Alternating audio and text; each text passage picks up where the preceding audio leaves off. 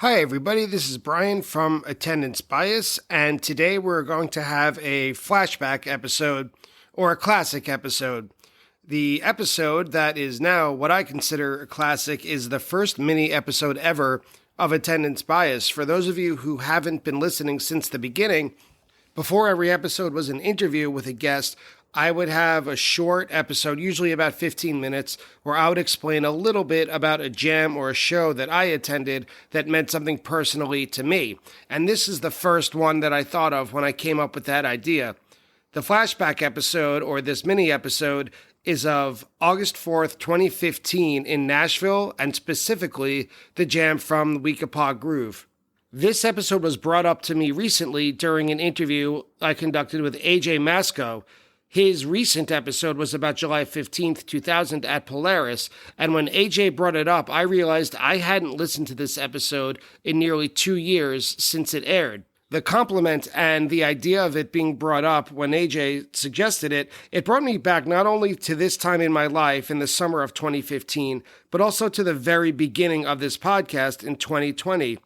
In 2015, I was in a very tumultuous place, emotionally speaking, and this experience in Nashville, as you'll hear in just a minute, and this specific jam brought me to a higher level of renewal and acceptance of where I was and where I could be in the near future. This episode of Attendance Bias, and when you hear it, you'll notice it's very rough, it's very different from the modern show, but what I'm proud of is that it got to the heart of what I want to do with this podcast: bring people's emotions and their personal connections of a show or a jam, or their personal connections to the music, to the forefront. It just so happened that in this case, it was my personal connection to this jam. So without further ado, enjoy today's flashback episode to the mini episode of Weekapaug Groove of August 4th, 2015 at the Ascend Amphitheater in Nashville, Tennessee.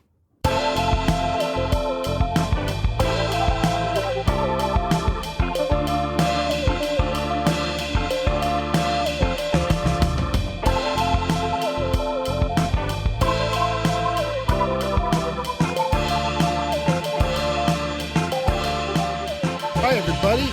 Welcome to the first mini episode of Attendance Bias. I am Brian Weinstein, your host.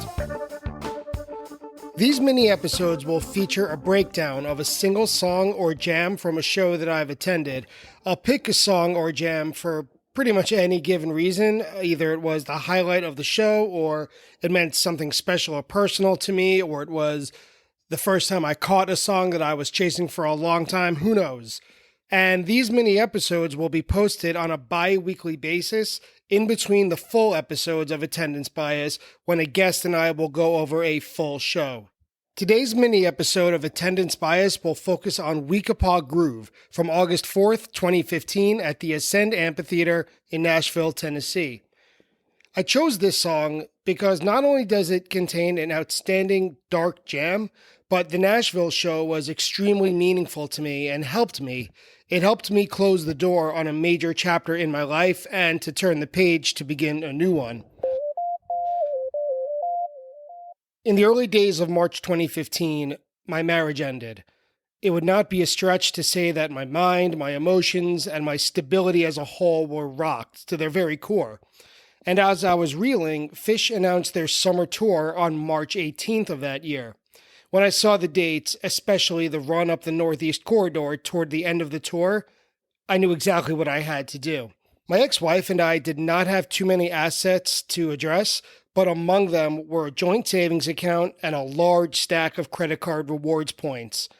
So we divided those immediately, and when I saw the Phish tour dates, I decided to treat myself to as many shows as I possibly could.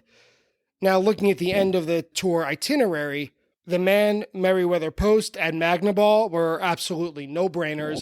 I live in the Northeast, I live in New York, and if it's a show within a couple hours, I'm absolutely in. So those were without thought. I went right for those shows. But aside from that run, one show jumped out at me, August 4th in Nashville. I had always wanted to visit Nashville, and I hadn't been able to just because I haven't gotten around to it up to that point. It's Music City, USA, and what better excuse to travel is there than Phish?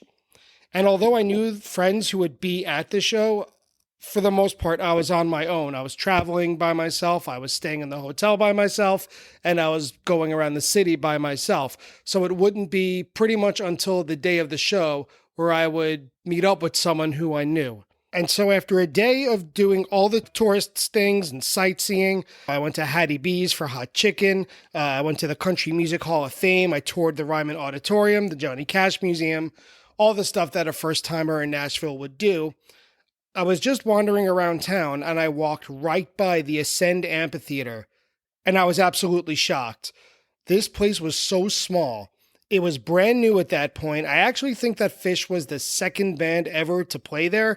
And so leading up to the tour, I remember a lot of chatter on Fantasy Tour, on other Phish message boards, questions and discussion about where are they actually playing in Nashville? And nobody really knew anything, it seemed. There were photographs, pictures that locals took, but it still didn't give much information. So when I walked around the venue for the first time, I was shocked at how tiny it was. No one had any idea what to expect. When I walked around the venue from the outside, I was at the very back of the lawn, and I could still easily see the stage. It was so incredibly exciting to picture myself seeing Phish in this new city at this new venue. It occurred to me that traveling for Phish had been one of the true bright spots of my marriage, and now that that was no longer the case, I was determined to feel good and to have a good time being on my own. I met up with my friend Brad on the day of the show, and as we went in together, I could not believe how close we were. We were toward the back of the reserved seats, but we were still closer than 90% of the other shows I've seen at any given venue. It occurred to me that even though we were at the back of the reserved section, the seated section, I feel like even the last row of the Ascend Amphitheater is closer than like the fifth row at Jones Beach or something like that. It really is a delightful venue. If you get the opportunity, please take advantage and go see Phish there. The first set was fine. It's what we might call average great Phish. There were highlights for sure, like the funky Wolfman's Brother and the crowd dancing like crazy during No Men in No Man's Land. And the lyrics of When the Circus Comes to Town carried a little bit of an extra special meaning for me this time. But to be honest, there really wasn't much that blew me away. I even in real time wasn't thinking that there was too much that I would listen back to after the show was over. I'm not complaining. I had a really great time, but it didn't really hit me in that place where Phish is so often able to do. But that all changed with the second set. The second set of this show contained a Mike's Groove for the ages. Not only does Mike's song have the fabled return of the quote-unquote second jam, which I know is a sore spot for some hardcore fans that are adamant that it is not the second jam, but I don't care. I'm going to refer to it as that anyway. But it has the second jam, and it goes into Piper with minor key jamming, a really strange Cross-Eyed and Painless with odd vocals, and then it segues right into today's choice to close the whole Mike's Groove and the whole set, Weekapaug Groove. The opening of Weekapaug is made clear in the Cross-Eyed jam at the very end, and the song immediately becomes weird.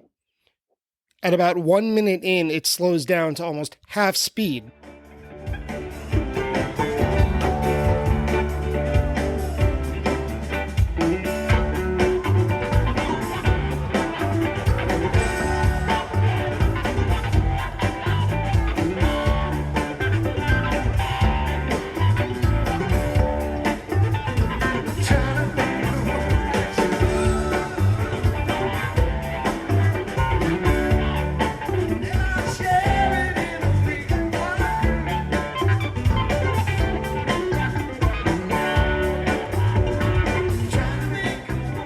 This is the oddest thing, because Weekapaug is one of the fastest songs in the Phish catalog. Maybe this was some sort of preview of the Slow Llama that debuted later in the summer. I've just never heard a Weekapaug groove this slow.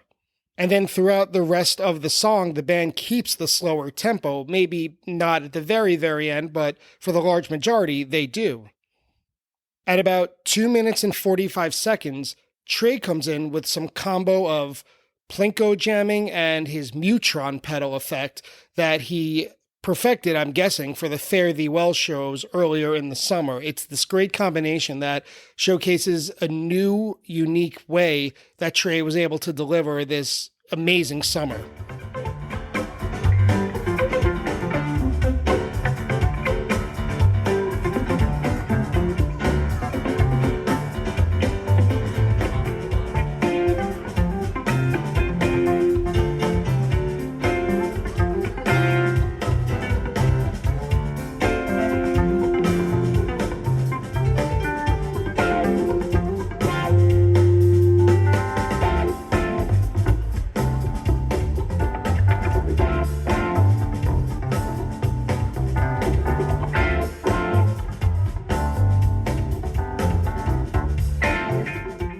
So after that little Plinko Mutron section, they return to the normal Weekapaug jamming, but still in half speed, and then everything changes.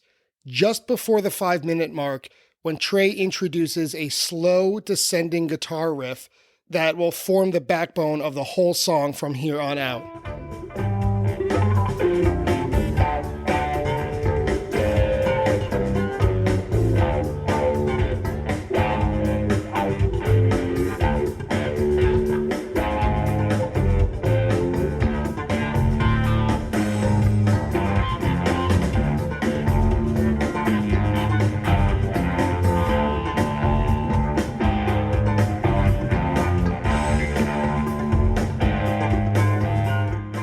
Once Trey is playing that slow descending riff, within a few seconds, Page and Fishman drop out and they leave Trey and Mike all by themselves.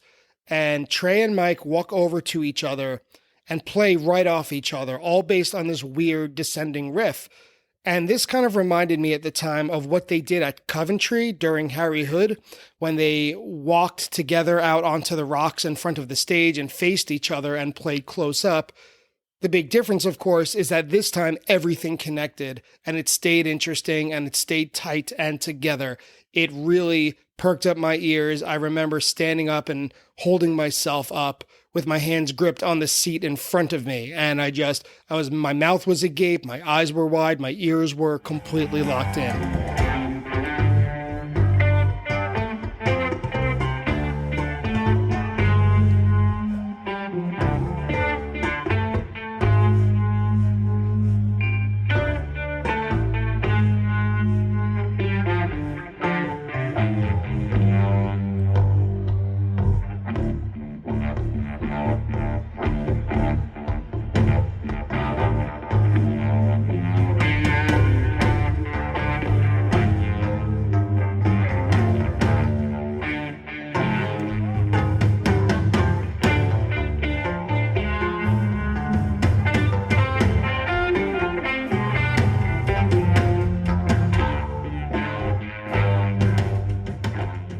The two of them find a groove at about 6 minutes and 20 seconds when they settle in to this dark, twisted, slow burn, Iron Maiden type metal jam.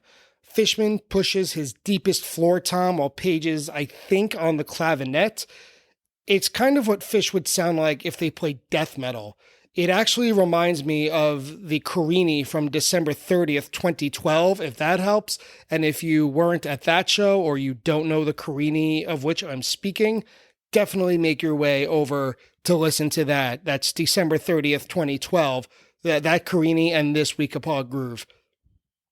By the end of the jam, there's this deep bass, these tribal sounding drums, high-pitched guitar shredding. It's got it all. If you like Dark Fish, this is made for you.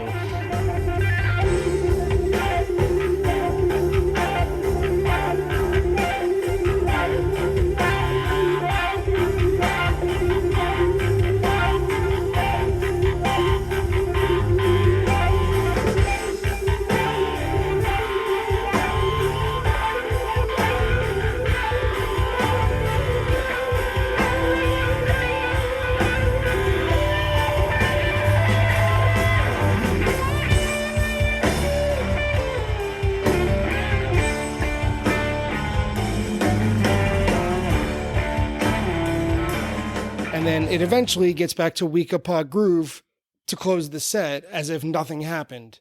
And this blew me away. Not only was it a straight up crazy jam, but more importantly, it showed me that life would be there as I began my new chapter. Fish was there for me before my marriage. It was there for me during my marriage, and they would be there for me long after my marriage was over. Not only would they be there for me, but they would be as fun, they would be as interesting and surprising as ever. I love this jam and this show. Next week on Attendance Bias, my guest is Dawn Jenkins. You probably know her better as Donnie B, as the host of the Female Centrics podcast. That's PHEMALE, Female Centrics podcast. She chose October 26, 2010 in Manchester, New Hampshire, where she took her boyfriend to his first show. And in case you forgot about that show, it featured a ton of rarities, including Mellow Mood, an absolutely beautiful jam off The Curtain With, that sounds a little bit more like Reba than The Curtain, and a tribute to the then recently passed reggae artist Gregory Isaacs with Fish's rendition of Night Nurse. Tune in next week for that episode, and thank you for joining me today for our first mini episode on Attendance Bias. I'm Brian Weinstein. Thank you again for listening to Attendance Bias.